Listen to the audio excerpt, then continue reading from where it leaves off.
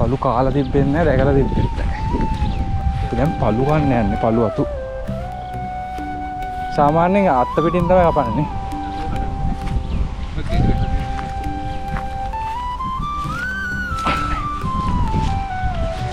පළු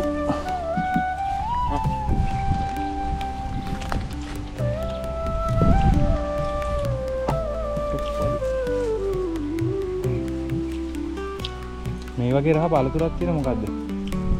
මේ ළඟින් යන එක. වීර කාලක් නෑ අපි.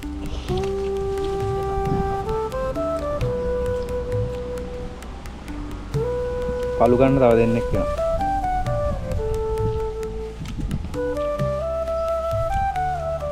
මේක රහයි ඈ.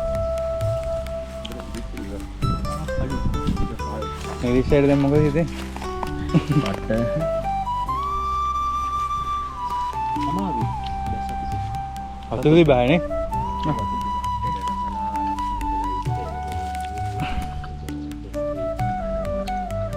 කෑම ටිකක් එක්ක උඩට ගිහලා කෑම ටිකක් රුපියක් වගේ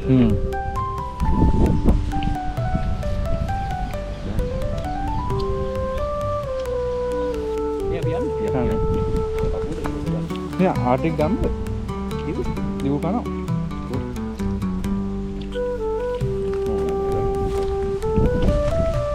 tera ini palut kaya ini